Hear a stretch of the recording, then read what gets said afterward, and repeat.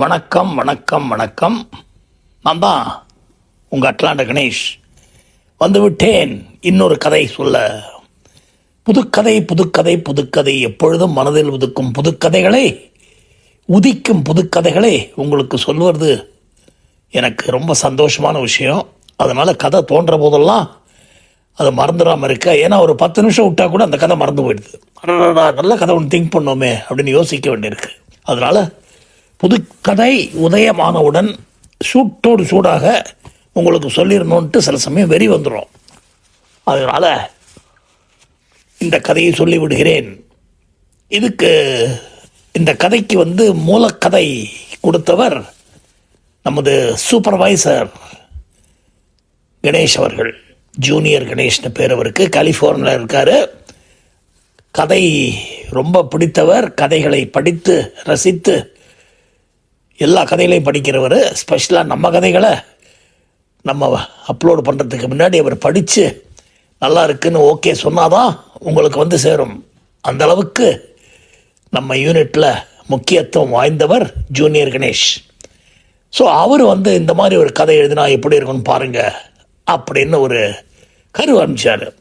அந்த கரு நல்லா இன்ட்ரெஸ்டிங்காக இருந்தது. அடே பரவாயில்லையே அப்படின்னு சொல்லிட்டு அந்த கதையை எடுத்து சொல்வதில் மிக்க மகிழ்ச்சி அடைகிறேன். நீங்களும் அதை ரசிக்கணும்னு ஆசைப்படுறேன். அவர் கொடுத்த கருவிலிருந்து பிறந்த கதை இயக்குனர் தகரம். டைட்டில் நல்லா கேளுங்க. டைட்டில் அதாவது இந்த கதையோட டைட்டில் இயக்குனர் தகரம். நல்லா கேட்டுங்க, இயக்குனர் தகரம். அதாவது பாலச்சந்தருக்கெல்லாம் இயக்குனர் சிகரம்னு பேர். மலை உச்சியில் இருக்கிற சிகரத்துக்கு தான் அவரை கம்பேர் பண்ணி அந்தளவுக்கு டாப்புக்கு போயிட்டார் அப்படிங்கிற மாதிரி சொல்லுவாங்க. ஆனால் நம்ம கதையில் வர இயக்குனர் தகரம் மலை உச்சியிலிருந்து எப்படி முதக்கட்டின்னு கீழே விழுந்து தகரமானாருங்கிறது தான் இந்த கதையின் கரு. அதாவது ஒரு தொழிலில் முன்னுக்கு வரவங்க அடக்கமாக இருக்கணும். அடக்கம் அமரருள் உய்க்கும், அடங்காமை ஆறிருள் உய்த்துவிடும் அப்படின்னு வள்ளுவர் அந்த காலத்திலேயே சொல்லியிருக்காரு. அதை புரிஞ்சுக்கிட்டு அதை மதித்து நடந்தால் அந்த அடக்கத்தால் பல பேர் உங்களை சுற்றி இருப்பாங்க. உங்களுக்கு என்ன துன்பம் வந்தாலும் காப்பாற்றுறதுக்கு தயாராக இருப்பாங்க. அடடா நல்லா இருந்தபோது நமக்கு இவர் எவ்வளோ ஹெல்ப் பண்ணார், இன்றைக்கி அவர் கொஞ்சம் கஷ்டத்தில் இருக்காருன்னா உதவி பண்ணணுன்ட்டு. ஆனால் அந்த பணம் பவுஷெல்லாம் வந்தபோது ஆட்டம் ஆடினீங்கன்னா நீங்கள் கீழே விழுற போது கைகொட்டி சிரிப்பாங்க, சந்தோஷப்படுவாங்க. வேணும், இவன் போட்ட ஆட்டத்துக்கு இது நிச்சயமாக தேவை இவனுக்கு அப்படின்னு அந்த ஆத்மாக்கள்லாம் நல்லா சந்தோஷப்படும். அதாவது நீங்கள் அவங்களை அவமானப்படுத்தும் பொழுது வயிறு பற்றி எறிய அவங்களுக்கு மனசார சாபம் கொடுப்பாங்க. வயிறு எரிஞ்சு சாபம் கொடுத்தாக்க அது பலிக்கும்னு சொல்லுவாங்க. அந்த மாதிரி சாபத்தில் மாட்டிக்கிட்டு அந்த ஆள் சில ஆண்டுகள், அதாவது ஒரு ஷார்ட் பீரியட் ஹாப்பியாக இருக்க மாதிரி இருக்குமே தவிர வந்தது எப்படியோ போகிறதும் அதே மாதிரி தெரியாது. ஏன்னா பிகாஸ் கொடுக்குற கடவுள் கூரையை பிச்சுக்கிட்டு கொடுப்பான், அதிர்ஷ்டம் அப்படின்லாம் சொல்லுவாங்க. போகிற போது கூரையே தூக்கிட்டு காலி வீட்டை வச்சுட்டு தான் போவோமே தவிர அந்த மாதிரி ஒரு மனிதன் நல்லபடியாக அமைதியாக சந்தோஷமாக இருக்க ஒரு மனசில் ஒரு நிதானம் தேவை. மற்றவர்களை மதிக்கும் பண்பு இருக்கணும். அது இல்லைன்னு சொன்னால் அவனுக்கு கடவுள் நிச்சயமாக தண்டனை கொடுப்பார் அப்படிங்கிறது நீங்கள் பார்த்துருப்பீங்க. அதில் 1-2 எக்ஸப்ஷன் இருக்கும். அவங்க போன ஜென்மத்தில் புண்ணியம் பண்ணதோ என்ன ஏதுன்னு தெரியாது. நமக்கு அந்த விஷயங்கள் அவ்வளோ தெரியாததுனால அதை பற்றி விளாவரியாக சொல்ல முடியாது. ஆனால் ஏதோ காரணத்தினால அவங்களுக்கு அந்த தண்டனை கிடைக்காமல் போகிறது. நம்ம கூட ஆச்சரியப்படுவோம், இவரோட கடவுள் சொல்கிறதெல்லாம் பொய்யா, பல பேருக்கு கிடைக்கிது, சில பேருக்கு தப்பிச்சிடுறாங்களேன்னுட்டு. பட் என்ன செய்வது, மெஜாரிட்டியை வச்சு தான் நம்ம ஜட்ஜ் பண்ண வேண்டியிருக்கோம். ஏன்னா 2 ஓட்டு எக்ஸ்ட்ரா வாங்கினா கூட அவனை ஜெயிச்சவனா சொல்லிடுறாங்களே. அப்படி இருக்கிற போது மெஜாரிட்டிக்கு நடக்கிற விஷயத்தை வச்சு தானே நம்ம எல்லாத்தையும் ஜட்ஜ் பண்ணணும். எனிவே, நம்ம இயக்குனர் அருணகிரி சாதாரண ஆள் இல்லை.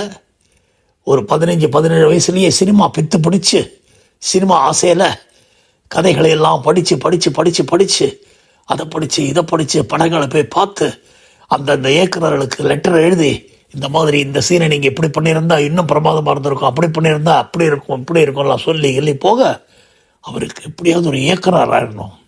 இயக்குனர் நம்பர் 1 பொசிஷன். மற்றதெல்லாம் சாதா சோதாவாக இருப்போம். பட் வேறஸ் ஒரு இயக்குனர் ஆயிட்டோம்னா கேப்டன் ஆஃப் த ஷிப் அத்தனை பேரையும் நம்ம அப்படியே கண்ட்ரோலில் வச்சுக்கலாம். அண்ட் உட்காருவோம், எழுந்திருப்போம் அப்படிங்கிற கனவுலையே மறந்துக்கிட்டு வந்து ஒரு 23-24 வயசில் இந்த கதைகள் படித்தது வச்சது போனது அண்ட் அப்படி இப்படி போயிட்டு ஒரு அசிஸ்டன்ட் டைரக்டராக ஒரு ஆள்கிட்ட ஒரு 6 மாதம் ஒர்க் பண்ணி அந்த 6 மாதத்துக்குள்ளே நிறைய விஷயங்களை கற்றுக்கிட்டு இவர் ஏற்கனவே அதில் ரொம்ப இன்ட்ரெஸ்ட் இருந்து நிறைய விஷயங்களை படித்து லைப்ரரியில் போய் புஸ்தகங்கள்லாம் பார்த்து நிறையா படித்த நாலேஜ் இருந்தாலும் ப்ராக்டிக்கல் நாலேஜ் இல்லை.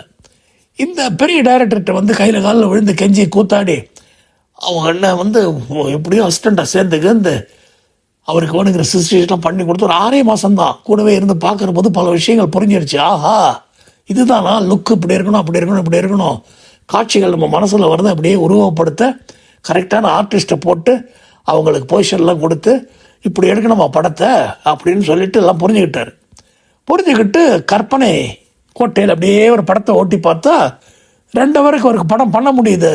அருணகிரி ஆஹா பரவாயில்லையே அப்படின்னு சொல்லிட்டு தைரியமாக அந்த டைரக்டரை குவிட் பண்ணிட்டாரு.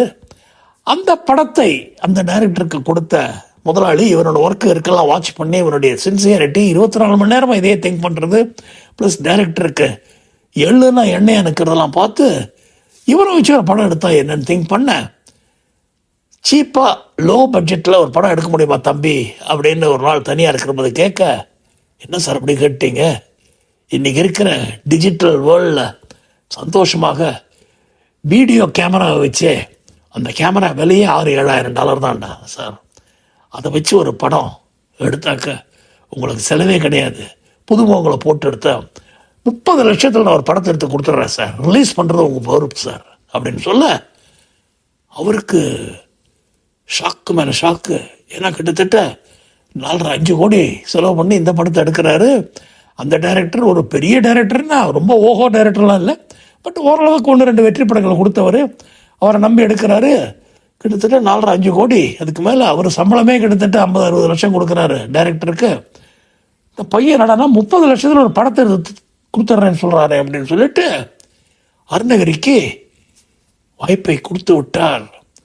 அவ்வளவுதான், 30 லட்சம், அதில் ஒரு படத்தை எடுக்கணும், அதில் இவர் 6 லட்சத்துக்கு உள்ள கேமராவை ப்ரொவைட் பண்ணுங்க அப்படிங்கிறாரு. அண்டு சந்தோஷமாக அவர் அந்த வீடியோ கேமராவையும் வாங்கி கொடுக்க இவருடைய நண்பன் ஒருத்தன் வீடியோ கேமரா பியூட்டிஃபுல்லாக ஹேண்டில் பண்ணுற ஒருத்தன், அவனுக்கு கேமராமேன் ஆகணும்னு ஆசையில் இருந்தவனோட அவனும் ரொம்ப நெருங்கி பழகிறவங்க. பிரபாகரன் பேர் அவனுக்கு. அருணகிரியும் பிரபாகரனும் கிடைச்ச ஆப்பர்ச்சுனிட்டியை விடாமல் நல்ல புதுமுகங்களை டேலண்டடாக இருக்கிறவங்க வந்து வாய்ப்பு இந்த டைரக்டர் கெஞ்சினவங்களுக்கெல்லாம் ஒரு 100 பேர் இருப்பாங்க, அதெல்லாம் லிஸ்ட் எடுத்து வச்சுருந்தாங்க. அவங்க ஃபோட்டோவில் கையில் இருந்ததுனால பார்த்து எல்லாம் பண்ணி அவங்கள பிடிச்சி போட்டு நல்ல ஒரு கதை, இளைஞர்களுக்கு பிடிக்கிற மாதிரி ஒரு கதையை, அதாவது அந்த காலத்தில் காதலிக்க நேரமில்லை அப்படிங்கிற படம் வந்தது இல்லையா, அது நல்ல ஃபுல் காமெடி வித் ரொம்ப ஸ்மால் சென்டிமெண்ட்ஸ் தான். இதில் பாதி சென்டிமெண்ட்ஸு பாதி காமெடின்னு கொடுத்து மக்களை சில இடங்களில் அழ வைக்கிறாங்க, பல இடங்களில் விழுந்து வந்து சிரிக்க வைக்கிறாங்க. அதாவது தனியாக காமெடி ட்ராக்குக்கெல்லாம் இல்லாமல் அந்த கதையில் வரும் பாத்திரங்களே அதெல்லாம் பண்ணுற மாதிரி பியூட்டிஃபுல்லாக செப்பரேட் ட்ராக்குக்கெல்லாம் காமெடிக்கு போடாமல் அப்படியே அழகாக பிளெண்ட் பண்ணி அந்த கதையை கொடுத்து, அவ்வளவுதான். அன்றைக்கி எப்படி படம்னா இன்றைக்கி எப்படி ஒரு படம், காதலிக்க நேரமில்லை அந்த காலத்தில் சூப்பர் டூப்பர் ஹிட்டுப்பா. அதுக்கப்புறம் இப்போ இவங்க எடுத்திருக்காங்களே காதலுக்கு நேரம் நிறைய இருக்குன்னு, அடே பரவாயில்லையே, காதலிக்க நேரம் இல்லை, இவனுங்க காதலுக்கு நேரம் நிறைய இருக்கு அப்படின்னு ஒரு படத்தை எடுத்திருக்காங்க. பிரமாதமாக இருக்க இந்த கதை, சூப்பர் ஹிட் அப்படின்னு சொல்லி எல்லா லாங்குவேஜுக்கும் போது வெறும் 30 லட்சத்தில் எடுத்த படம் கிட்டத்தட்ட 100 கோடி ரூபா கலெக்ஷன். நம்புவீங்களா நீங்கள்? நம்பித்தான் ஆகணும், ஒரு வழி இல்லை. கதையில் பல விஷயங்கள் சொல்ல வேண்டியிருக்கேன் உங்களுக்கு. 100 கோடிக்கு ஒருத்தருக்கு கிடைக்குதுன்னா அருணகிரியும் அந்த பிரபாகரனும் டாப்புக்கு போயிட்டாங்க.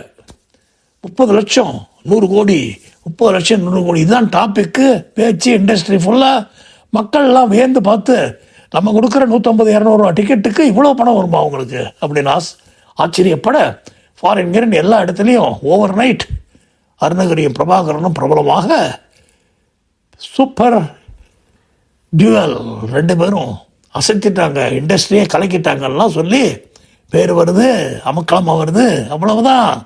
அருணகிரி பாவம் சாதாரண வீட்டில் இருந்தவன் ஒரு நல்ல வீட்டுக்கு குடி போக ப்ரொடியூசர்ஸ்லாம் இந்த கார் வச்சுங்க அந்த காரை வச்சுங்கன்னு கிஃப்டாக பல விஷயங்கள், ஒன்று நான் படமே கேட்கல சார், நீங்கள் கிஃப்டாக வச்சுங்கன்னு சொல்லி கொண்டு வந்து கொடுக்க மரியாதை வீட்டில் சான்ஸுன்னு ஆட்கள் வர ஒன்றும் புரிய மாட்டேங்கிறது. பிந்தானத்து வரைக்கும் வர மாதிரி இருந்தவங்க இன்னைக்கு இந்த அளவுக்கு பிரபலமாகி பிரமாதம் பிரமாதம் பிரமாதம். அந்த 2 பேர் டியூயல், அதாவது நம்ம அருணகிரியும் பிரபாகரனும், கேமராமேன் பிரபாகர், அருணகிரி கதை வசனம் இயக்குனர், பிச்சு உதறி அமக்கலப்படுத்தி ஒரு சூப்பர் ஹிட் படத்தை 30 லட்சத்துக்கு தயாரித்து கொடுத்து 100 கோடி கலெக்ஷன் ஆகி இண்டஸ்ட்ரி ஊரே அவங்கள பற்றி பேச ஆரம்பிக்க ஓவர் நைட் மாறி போச்சு எல்லாம். அவ்வளோதான், பெரிய கோடீஸ்வரன் ஆயிட்டானுங்க. காரில் பவனி வர ஆரம்பிச்சிட்டாங்க, முச்சுக்கிறாங்க ப்ரொடியூசர்ஸு. அண்ட் அத்தனை பேருக்கும் ஆச்சரியம், என்னடா இது இவ்வளோ சீப்பாக படத்தை எடுக்க முடியுமா? அவன் 100 கோடி 200 கோடி 300 கோடின்னு எடுக்கிறான், இவங்க வரும் 30 லட்சமே அதிகம், இந்த படத்தை நாங்கள் 20 லட்சத்தில் முடிச்சிருக்கணும், ஒரு 10 லட்சம் கொஞ்சம் முதல் படங்கிறதுனால விஷயம் தெரியாமல் விட்டுட்டோன்னு சொல்கிறான். அப்படின்னு தலையை சுற்றி போகுது அத்தனை பேருக்கும். அண்ட் ஆளை பார்த்தா குச்சியாக இருக்கானுங்க, ஆனால் மூளை உடம்பெல்லாம் மூளையாக இருக்குது. அண்ட் பாவம் எல்லாம் வசதி இல்லாமல் பட்டினியில் கடந்து குச்சியாக இருக்கானுங்க. இப்போ வசதி வந்துடுச்சு, முகத்தில் ஒரு களை, நல்ல சாப்பாடு கீப்பாடு, உடம்பு கொஞ்சம் அப்படி பூசுகிற மாதிரி ஆகுது.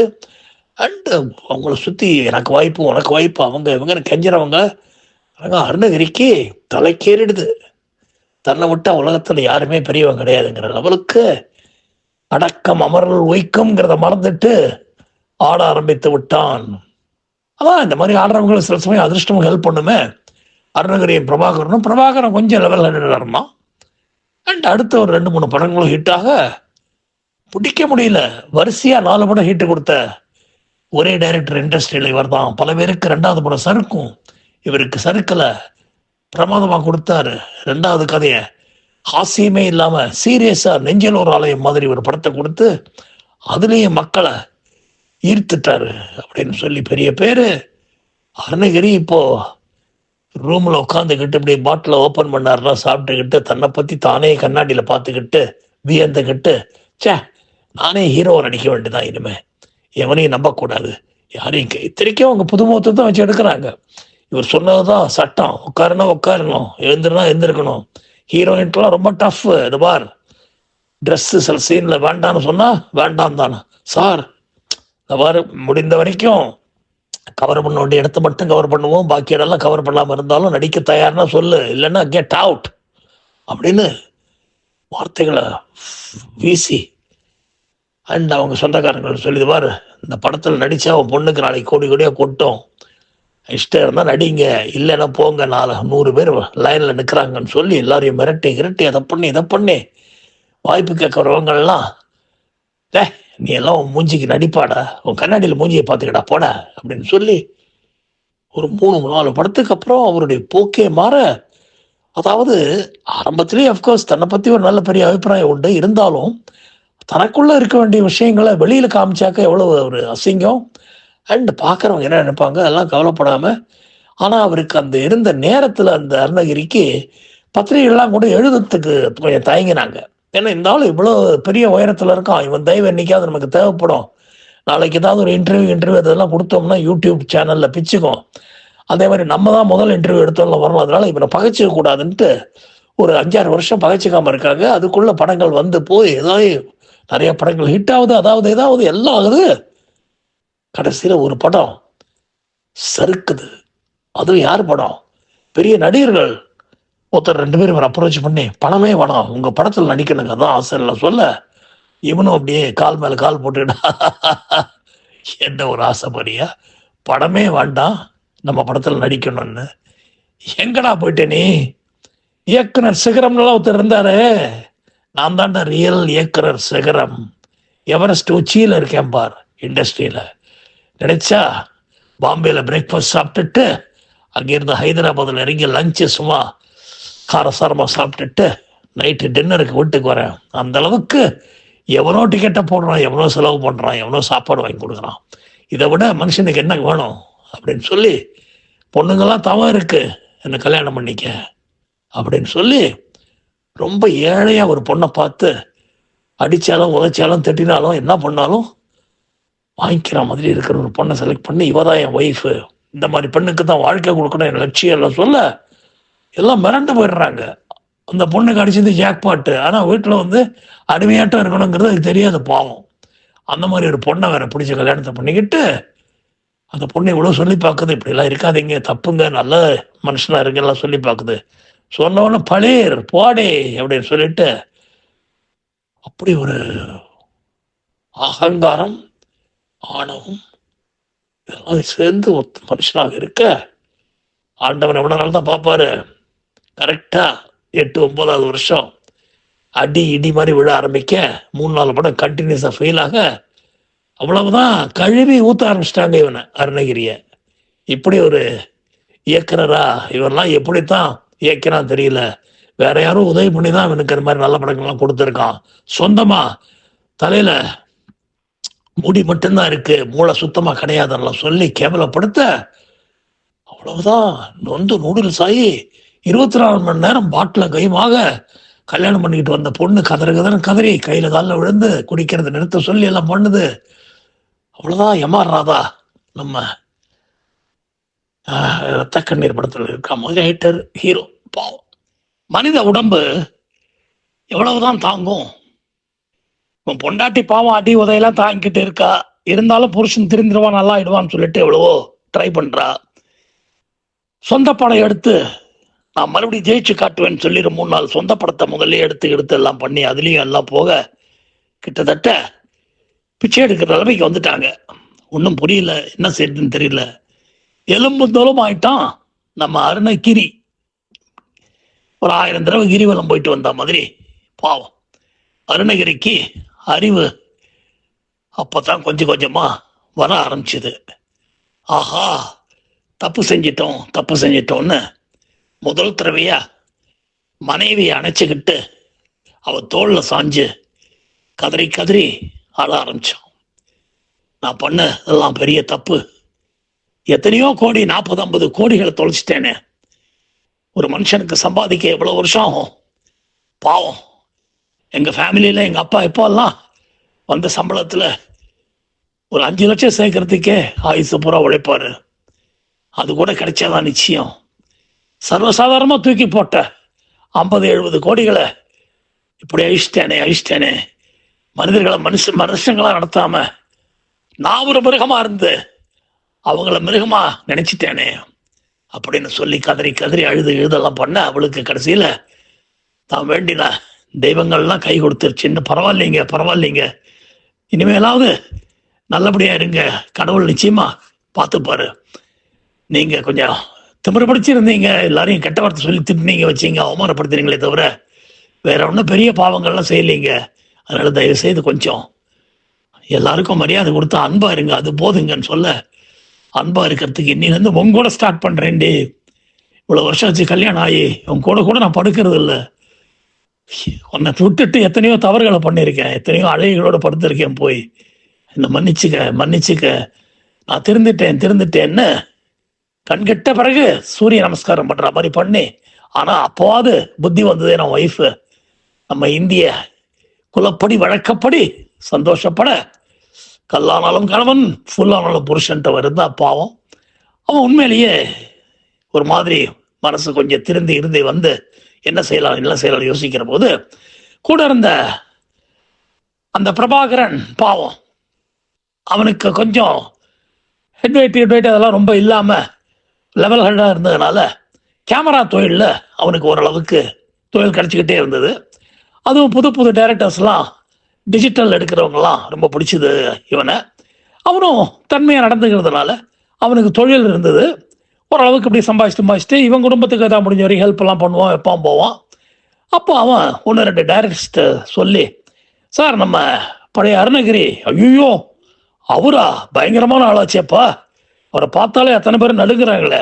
சே அதெல்லாம் அப்பா சார், இப்பெல்லாம் பாவம் சார், நல்ல மனுஷன் ஆயிட்டார் சார், தங்கமான மனுஷன், நீங்க கூப்பிட்ட குரலுக்கு ஓடிடுவார் சார், அவருக்கு நல்ல நடிப்பு கற்றுக் கொடுப்பாருன்னு சொல்லியிருக்கேன். ஆமா சொல்லியிருக்காங்க எல்லாரும், அவர் நடிக்கிறதுல ஒரு 20% நடிச்சாலே நல்லா நடிப்போம்லாம் நடிகர்லாம் சொல்லுவாங்க. அப்படிப்பட்டவர் சும்மா இருக்காரு இன்னைக்கு, படங்கள்லாம் எதுவும் இல்லை பாவம், அண்டு வறுமையில் வேற இருக்கார், கஷ்டப்படுறாரு, காமெடியெல்லாம் பிச்சு உதருவார் சார், அவருக்கு உங்க படத்துல காமெடியன் ரோல்கள் ஏதாவது கொடுப்பாருங்க. இந்த இல்லையா இன்னைக்கு பீக்கில் இருக்கிற காமெடியனை விட்டுட்டு இவரை போட்டு காமெடியா ஒரு 3-4 சீன் கொடுத்து பாருங்களேன் அப்படின்னு சொல்ல, இவங்கிட்ட வந்து யோ அந்த டைரக்டரை பாரு, உனக்கு ஒரு ரோல் கொடுப்பாருன்னு. என்னது ரோலா? அசிஸ்டன்ட் டைரக்டரா சேர்த்துக்கிறேங்கிறா? எப்படா இனிமே? சேச்சி அசிஸ்டன்ட் டைரக்டர் இல்லடா, ஒரு ரோல், அதாவது ஒரு பார்ட்டு, ஒரு 5-6 சீன் வரா மாதிரி, எவ்வளவு பெரிய பொசிஷன்ல இருந்தானா, அதான் இதை மறந்துடு, புதுசா பிறவி எடுத்த வந்த ஆள் நினைச்சுக்க அப்படின்னு ஒய்ஃபும் பிரபாகரன் சொல்ல, ரொம்ப தயங்கி தயங்கி தயங்கி அந்த டைரக்டர் ஆஃபீஸுக்கு போக, அந்த ஆஃபீஸில் இருக்கிறவங்களுக்கெல்லாம் பாதி பேருக்கு லுக்கை பார்த்து அடையாளம் கூட தெரியலையோ, அதெல்லாம் ஒன்றும் வாய்ப்பு இல்லையா, போயா நீ அப்படின்னு துரத்துற போது, நான் தான் அருணகிரி வந்திருக்கேன்னு கொஞ்சம் உங்க டைரக்டர் சொல்லிட்டு, அருணகிரியா? யாரையா அருணகிரி அப்படின்னு சொல்லிட்டு பார்த்துட்டு, அந்த பழைய டைரக்டர் 2 வருஷத்துல இப்படி மாறி போயிட்டீங்க, வாங்க வாங்க வாங்க வாங்க அப்படின்னு உள்ள போயிட்டு, சார் நம்ம டைரக்டர் அருணகிரி வந்திருக்காரு சார், உங்களை பார்க்கணும். ஆமா பிரபாகரன் சொன்னாரு, வரசல்னு சொல்லிட்டு இவன் ரொம்ப கூனி குறுகி உள்ள போக, அவரு ஓடி வந்து அணைச்சிக்கிட்டு, சார் உங்க படங்கள்லாம் பார்த்து நாங்க எவ்வளவு கத்துக்கிட்டு இருக்கோம் சார், அது இதுன்னு சொல்லி உட்கார சொல்லி எல்லாம் பண்ண, இவருக்கு உட்கார கூட முடியாம அப்படியே கூனி நிற்க, சார் உட்காருங்க சார் அப்படின்னு சொல்லி அவருக்கு காஃபி ஃபீலாம் கொடுத்து ஆசுவாசப்படுத்தி, சார் ஒரு 4-5 சீன் வரா மாதிரி ஒரு காமெடி கேரக்டர் கொஞ்சம் பண்ணுங்க சார் எனக்காக வேண்டி, படத்துக்கு ஒரு பெரிய பூஸ்டா இருக்கும், அருணகிரி அவர்கள் வந்து விட்டார் திரும்பி எல்லாம் போட்டுக்கிட்டு உங்களுக்கு பிரமாதமா விளம்பரம் கொடுக்குற வைக்கிறோம் போறோம்னு சொல்லி கன்வின்ஸ் பண்ணி கையில ஒரு 10,000 ரூபா கையில அட்வான்ஸ் பண்ணி வச்சுங்க சார்னு சொல்லிட்டு கொடுக்குறாரு. இப்படி பாக்குறாரு, டேய் இன்னொரு 30,000 எடுத்துருவாடா அப்படின்ட்டு ஒரு 40,000 கையில கொடுத்து அனுப்ப, வந்த பணத்தையும் விட மனசு வரல, ஏதோ ஒரு கேரக்டர் கிடைக்குது அப்படின்னு சொல்லிட்டு, சரிங்க என்ன சார் இன்னும் 2 நாள்ல வண்டி வரும் சார், உங்களை கூப்பிட்டு போகணும்னு சொல்லிட்டு அவரை கொண்டு போய் வீட்டுல விட்டு வர சொல்ல, 40,000 ரூபாய் பணத்தோட வீட்டுக்கு வந்து ஒய்ஃப்ட கொடுக்க, ஒய்ஃப் சந்தோஷம், அப்பா எவ்வளவு கோடியோடய சம்பாதிச்சிங்க, அப்பெல்லாம் வராதவா சந்தோஷம் இப்ப வருதுங்க 40,000s அப்படின்னு சொல்லி அவருக்கு பாராட்டி சீராட்டி எல்லாம் பண்ணி நல்ல ஊக்கம் கொடுக்குறாங்க. இவர் போய் இந்த காமெடி கேரக்டரை ஓரளவுக்கு முடிந்த வரைக்கும் நல்லா பண்ணிடுறாரு. அண்ட் படம் ரிலீஸ் ஆகி இவருடைய காமெடி பார்ட்டு நல்லா பேசப்படுது, எல்லாரும் சந்தோஷப்படுறாங்க. அடே பரவாயில்லையே, நம்ம அருணகிரி திருப்பி ஒரு காமெடி ஆர்டிஸ்டா வந்துட்டாருன்னு சொல்லி பெரிய காமெடியனுக்கெல்லாம் உள்ளூர பயம், அடடா இந்த ஆள் வந்து நம்ம மார்க்கெட்டை பிடிச்சிட்டு போறான்னு சொல்லிட்டு அவரை வைக்க வேண்டிய லெவல்ல தான் வைக்கணும்னு சொல்லி முடிந்த வரைக்கும், ஐயோ இந்த ஆள்லாம் பிறவிக்கணும் போவே போகாதுங்க, அன்னைக்கு கூட நான் பாக்குற போது ஒரு மாதிரி கேவலமா பாக்குறாரு, இப்ப ஒரு டைரக்டரா எனக்கு கீழே நடிக்கிற காமெடி தான் சொல்லிடலான்னு பார்த்தேன், அப்புறம் சரி நம்மளும் அவனை மாதிரி ஆணவம் பிடிச்சி அலையக்கூடாதுன்னு, நாணவெல்லாம் போகாது இவனுக்குன்னு தப்பா போட்டு கொடுத்து முன்னுக்கு வர விடாம அந்த ஆள் பாவம் 1 சீன் 2 சீன் 3 சீன் அப்படின்னு நடிக்கிற லெவல்லையே இருந்துகிட்டு இருக்காரு. நிறைய படங்கள் நடிச்சிட்டாரு, ஆனா அவரை பார்த்தாலே ஜனங்களுக்கு ஒரு கேவலமான சிரிப்பு, ஐயோ பாவம் எவ்வளவு பெரிய பொசிஷன்ல இருந்தாரு, இன்னைக்கு என்னடா ஓமக்குச்சி நரசிம்மா அவன் இந்த லெவலுக்கு வந்து 2 சீன் 3 சீன் நடிச்சுட்டு போறாரு பாவம், இல்லைன்னா சோத்துக்கே வழி இல்லை இவருக்கு போய் இப்படி நடிக்கல என்னன்னு சொல்லிட்டு பத்திரிகைலாம் எழுத, யூடியூப் சேனல்லாம் போட்டு கழுவி ஊத்த, வேற வழி இல்லாம அதை பொறுத்துக்கிட்டு அவர் பாட்டுக்கு இருக்காரு, என்ன பண்றதுன்னு தெரியாம. ஆனா 47 வயசு, நல்ல ஹாப்பியா இன்னும் ஒரு 20 வருஷம் 30 வருஷம் ஜாலியா இருக்க வேண்டிய ஏஜ். அப்போ அன்று அவர் குடித்த குடி, சிகரெட்டு, கஞ்சா அதெல்லாம் சேர்ந்து இப்போ அவர் அஃபெக்ட் பண்ணி இப்போ ஏதோ 2 வருஷமா விட்டுருக்காரு, இருந்தாலும் பழைய பந்தம் போகுமா? ஹார்ட் அட்டாக் வந்து உயிரை விட்டார் அருணகிரி. திருந்தி வாழ நினைத்த அவருக்கு பாவம், வருந்தி திருந்தி பொருந்தி வாழ நினைத்தவர் ஆண்டவனின் பாதத்தை அடைந்து விட்டார். அவரது ஆன்மா சாந்தி அடைய நாம் அனைவரும் பிரார்த்திப்போம். கதை முற்றும் அடுத்த கதையில் சந்திப்போம். நன்றி, வணக்கம்.